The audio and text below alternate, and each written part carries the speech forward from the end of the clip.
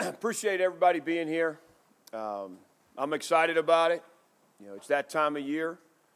It's what we all kind of phase 1, phase 2, phase 3, building up to camp to put the finishing touches on the team that we can be. So I got to start off by thanking President Sands, Whit Babcock, our Board of Visitors for their support. It's been outstanding. We are doing what we need to do to position this program to keep moving forward, get it back to respectability.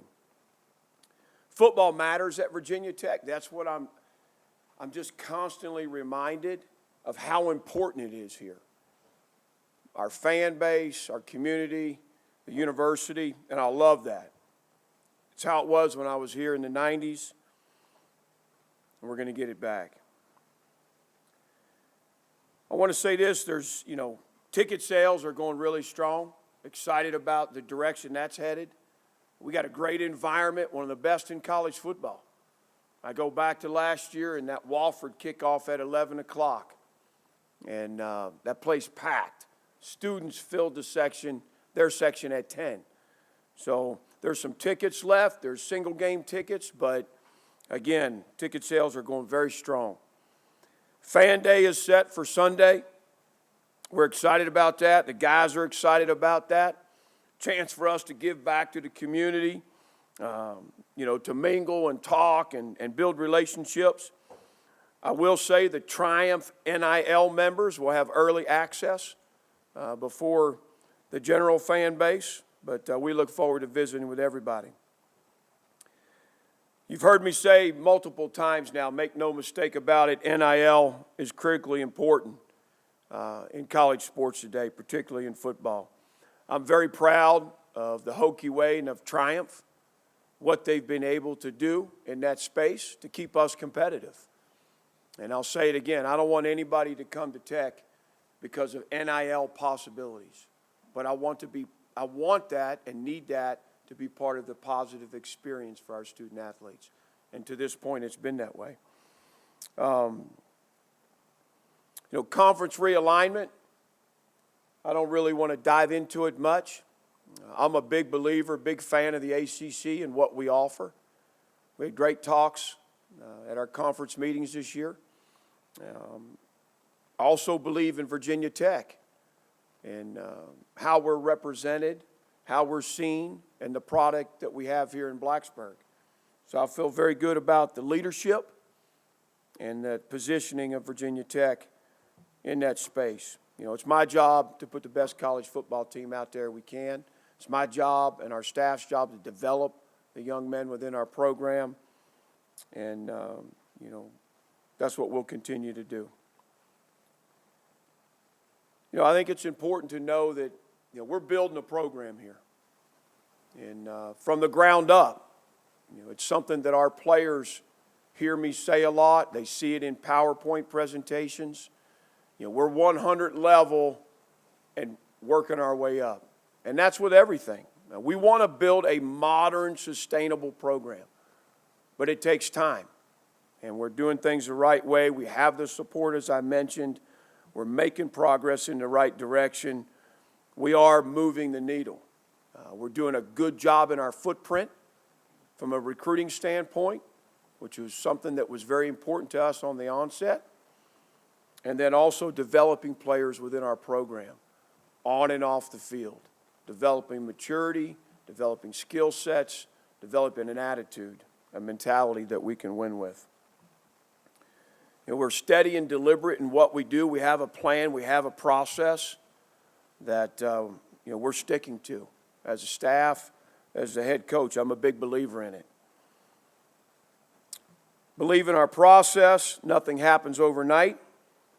Meaningful relationships. Our guys are constantly hearing that. That's on the recruiting front. That's in the community. That's with the university. That's within our program. Very important to what we do. We embrace hard conversations. I'm not afraid of those, and we're teaching our football team to not be afraid of them. That's where most of the good work gets done, and we do that on the day-to-day here. We're a blue-collar group. We believe in a strong work ethic and mental and physical toughness. Very important. Things that we are emphasizing throughout this camp. We want to be relatable to one another. I tell them all the time, you don't have to go home and want to hang out with everybody on the team. But there's nobody else doing what we're doing with this group of people day in and day out, like we're doing it. So there's a brotherhood, there's a connection there that's very strong, that demands a lot of mutual respect, and we have that.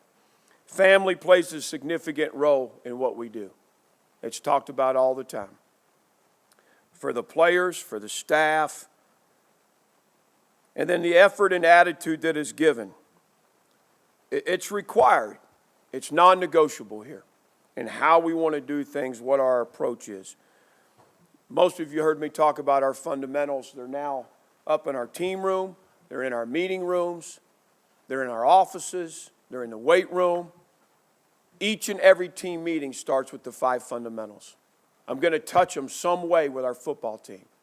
Accountability. We don't just talk about it, we live it here. These guys are held accountable in front of their peers on a weekly basis with what they did well, what they didn't do so well. Communication, as I mentioned, hard conversations, we embrace them. Be great listeners. Reciprocate communication. Very important. Not enough adults do it well enough. Creating a high level of competition. You've heard me tell the story. It was too acceptable to lose when we first got here. Individual battles, unit battles, group battles, team battles. It was okay to lose. And that's a culture that we're changing. We have more and more competitive periods, more and more competitive obstacles for our guys that are talked about, that are done in front of the team, competitive challenges that are tallied, kept up with, discussed in here. So it's a competitive environment that we've created. And then the attention to detail. We all know all the little things matter. We're teaching these guys how to listen for them, how to recognize them, and how to operate with them. To do that, our coaches and staff have to work in detail as well. And then lastly, the most important thing to me is our mentality. That we coach that as hard as we coach anything else. That we will play hard and play fast and play tough. That we will sacrifice and invest and be determined. That's who we're going to be. And if we can do those things, it's going to go a long way to be the team we want to be. So I wanted to start there because those things are important to me and how we're doing this. I want to make sure everybody understands that. I'll open it up for questions from there.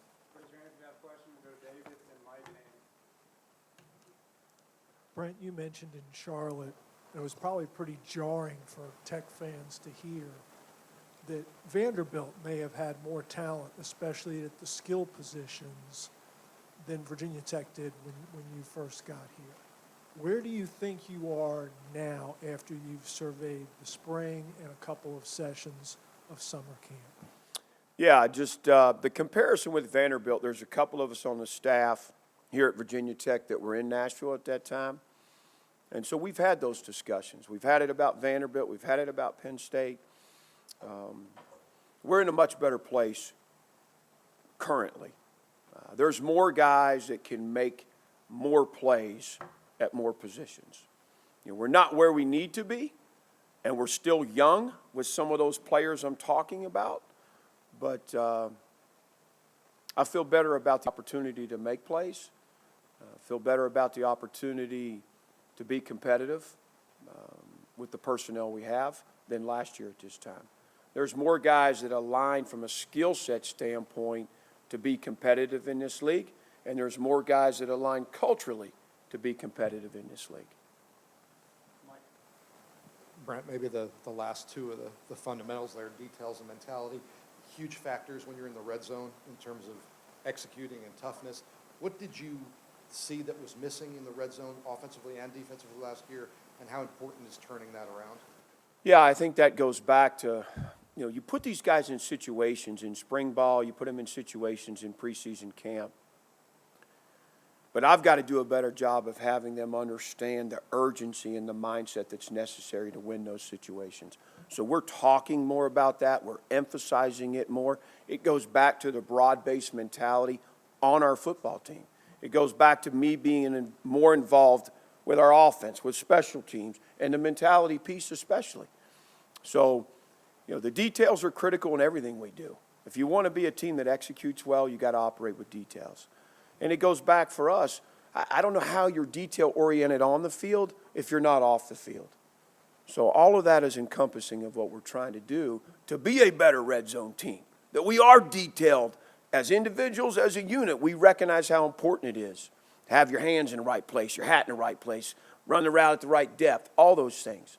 And then at the same time, collectively, 11 guys that understand the mission. We're on the 15-yard line. We got to go, go, go, man. We can't be denied. 3rd and 3, we got to go. We got to get it. All 11 understand in the moment, in the situation. I'm doing a better job there. The guys are doing a better job so that we can make the most of those tough or critical situations that we're in. You talked a lot about last year's offense. One of the shortcomings being running the ball. Are you more confident in that group this year, even with a lot of the youth that you have in that offensive line? Yeah, I think I've seen us run the ball better, spring ball, and thus far in camp than we did last year. I think we're in a better place.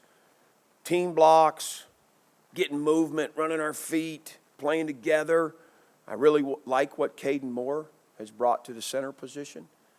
And then obviously I think a healthy Malachi Thomas. I really saw some things out of him this camp that I haven't seen out of him since I've been here. Some cuts and some acceleration. And then, with the addition of Bayshall and what he brings, the balance, the vision, the explosiveness, good ball skills, both those guys. And Chance Black has continued to build on the spring he had. It's a good group. Got a couple of good young guys. Jeremiah Coney, Traylon. Been excited about what I've seen out of Traylon in this camp. He's a big, good-looking athlete with a great attitude. So, I just think I love what Coach Crook's doing, and the adjustments we made. I think we're in a better place schematically and from a personnel standpoint. Brent, you brought up on Thursday about how you're structuring this camp, doing 5 mini camps, 3 days on, day off. How did the first go in terms of evaluating? Is that something that you liked when going back and evaluating the 3 days and seeing what you guys can do going into the second one? Yeah, obviously this is a new approach, but I'm excited about it. We've concluded 1 mini camp, and we've got 2 down out of 3 in this second mini camp. So I think we'll know more, come tomorrow and even the next day on how we felt about it. But so far, so good. The first one was challenging because, you're only 2 of the 3 days you're out there in just spiders and helmets. So you're limited to what you can do. But I like the model right now. The players seem to like it. The staff seems to like it. You go all in for 3 days, and then we're going to come off the field physically and just meet and improve and watch film. So, we'll see. We need a few more days to really have a good sense if it's what we want it to be.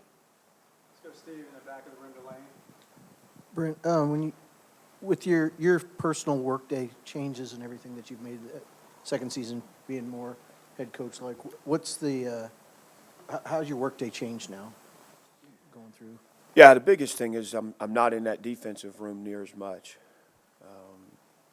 I'm at my desk or doing things with Mike Hazel or Danny White, or it's just more attention on head coaching matters, thinking a little bit more about our process and the things we're doing, and spending more time talking with our players, in our special teams, offensive guys, defensive guys, just so it's been good.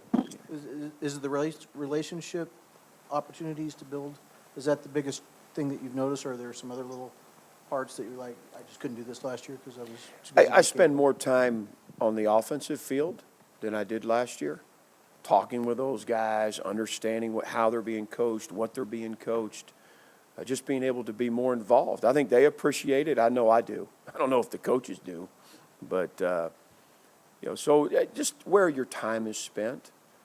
It's great to be around, be in all the special team meetings and be involved with the offense more and with each area in our program, with recruiting, with operations, with creative, just more attention and more time spent on the things that come across my desk. Back of the room to Lane. Coach, you've traveled around the state quite a bit already, trying to mend some of those outside the program relationships. What's the number one thing that you heard from people that have followed this program for a long time that they wanted to see again? And in terms of recruiting, like you mentioned, what kind of an asset has Fontel Mines been? Yeah, obviously, the thing I probably hear the most is they're just so glad to see us back invested in the Commonwealth. That's the biggest feedback I get. They're excited that we're back recruiting the state. We're invested in it. We're not going to win all the battles. I'd like to win more than we lose, and we're working that direction. But we're putting the time in, and I think what's rewarding is people recognize that. Coaches, lettermen, the community, the fan base, they recognize that we're putting the time in the state of Virginia. Let's go front row, David, then we'll go middle of the room to Joe. I'm sorry, Dave, got me. Brent, at the beginning of last year, during fall camp, Kelly Lawson was a bit banged up, and we started to really see him flourish as the year went on. What have you seen from him over the summer, now through the first couple of days of fall camp? What do you really like about how he's kind of taken hold of that spot at will? Yeah, Kelly's done a tremendous job. Again, it goes back to resources, the support he has from Coach Marv, Coach Adibi, Coach Galt, the strength staff. He's put weight on, his body's changing. He looks more like a big league linebacker now.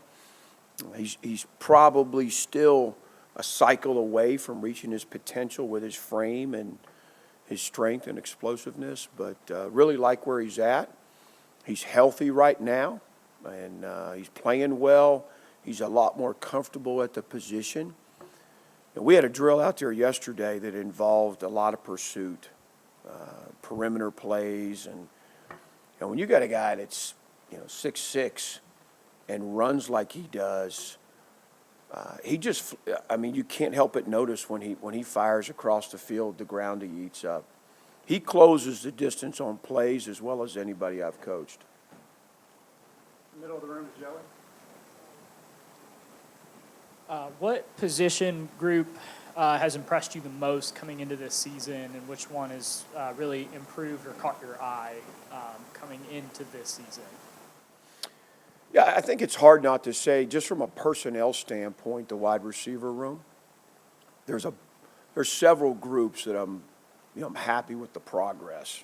Again, we're not where we need to be, but there's been some good improvement that's identifiable, and whether it's personnel, whether it's technique or a combination of both.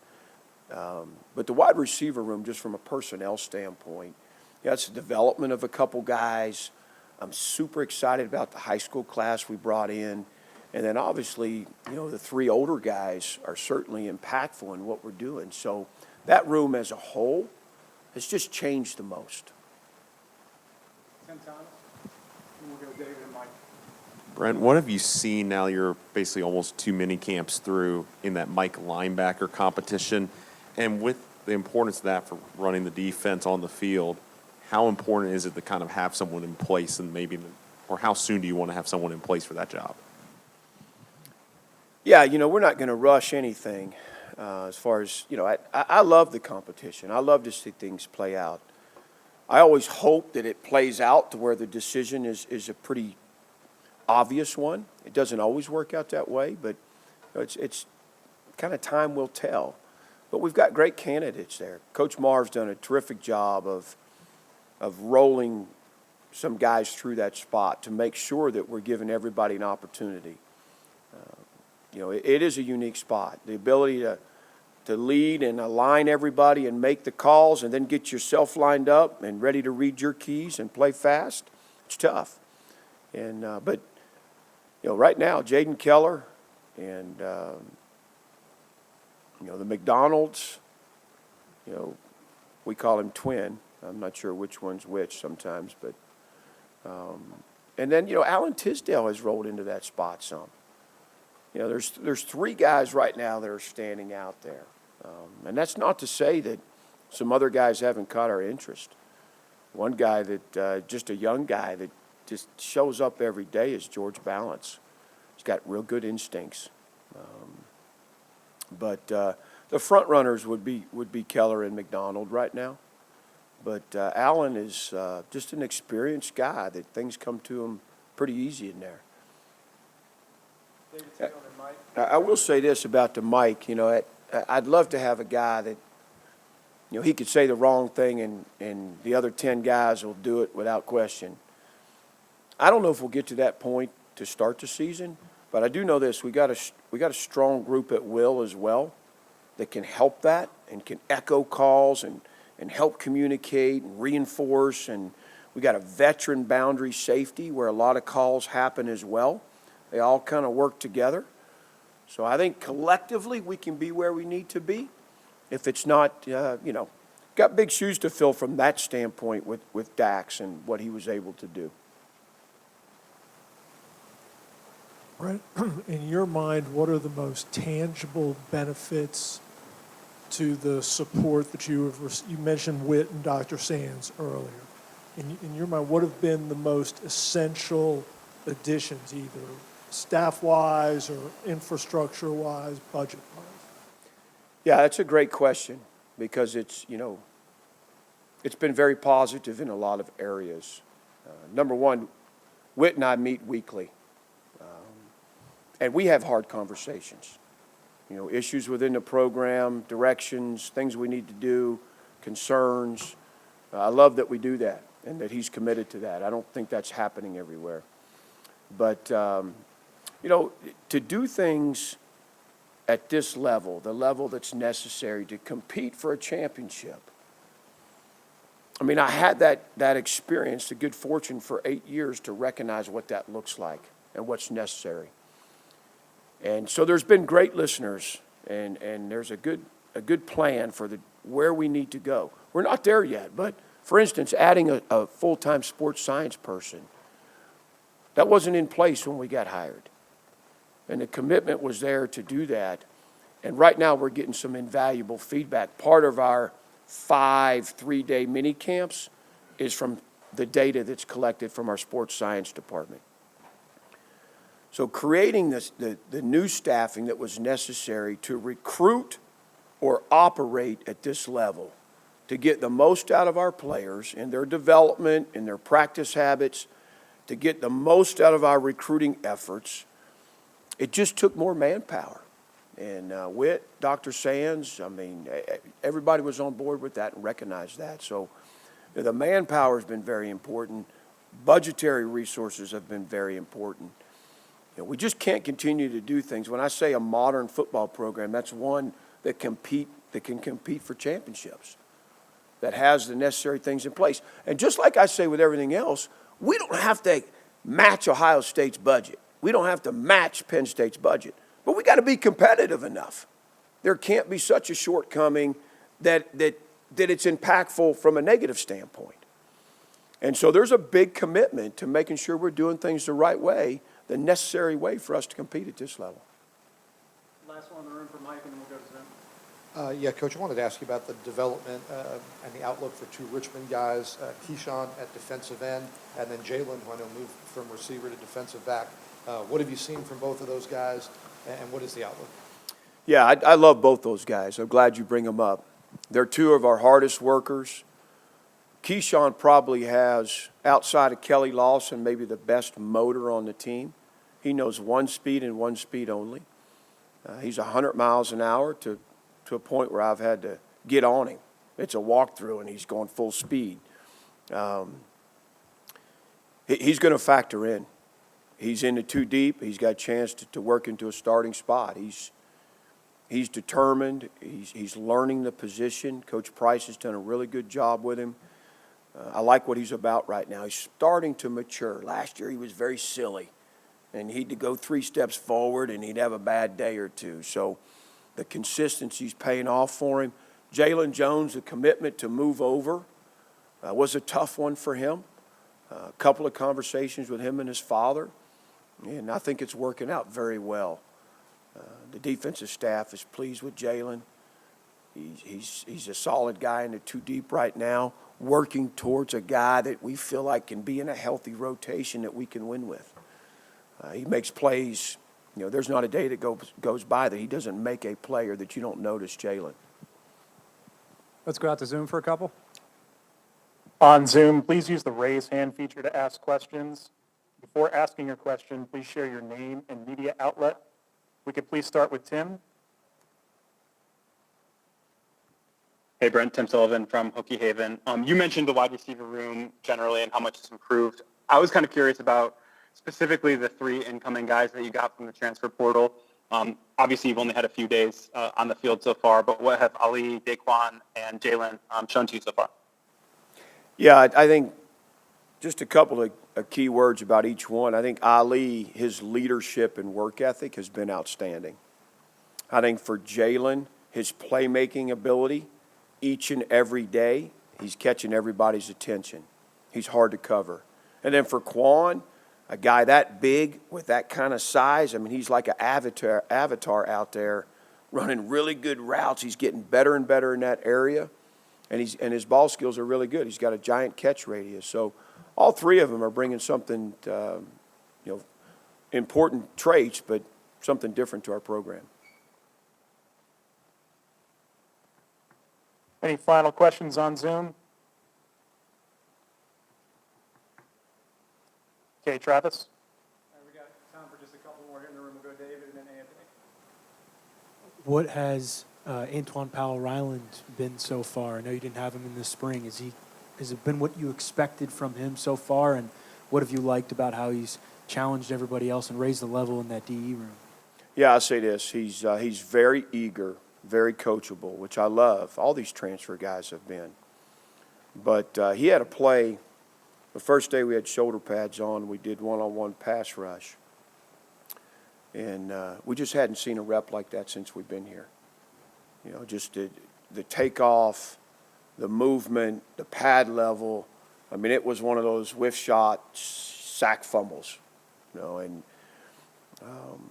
so it brought everybody to their feet. And it was like, okay, we get it. This is what it needs to look like. And to your point, he's elevated the other guys in the room, through plays like that. This is what and who we need to be. Everybody in that D-line room has been committed the entire offseason to working towards being a better pass rushing group, including Coach Price. He spent some time professional development, went to see some different people. We brought, some martial arts expert in 2 different times just to, we're doing everything we can to help us win more one-on-one battles. But clips like that on some God-given natural ability and quickness and bend, and that helps too. Anthony, and we'll finish up with John. Brent, it may seem obvious, but how important is it to come out and play well in that first game against Old Dominion? And do you get a sense that there's extra motivation from the guys given what happened last year in Norfolk?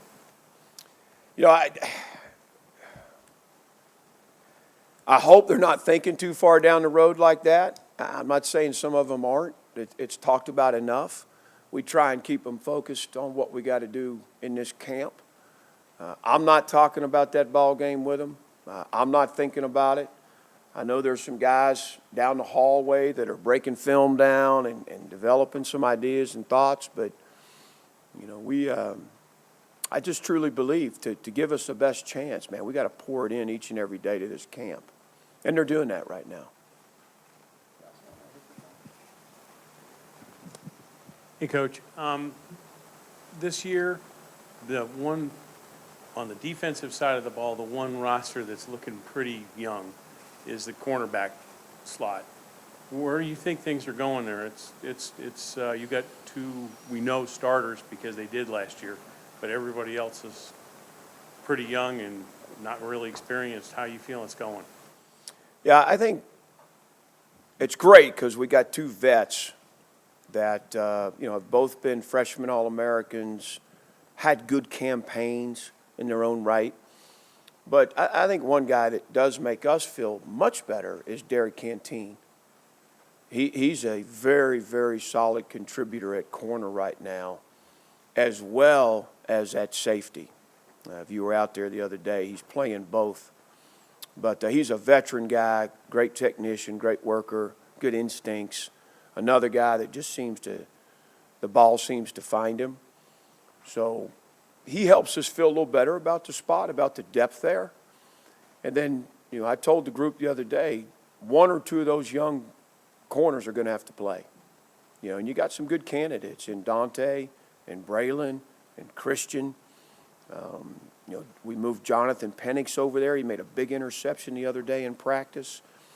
So there's some good candidates. We got the rest of camp to figure it out, but we'll be young in our depth at that position. But I like the youth that we have.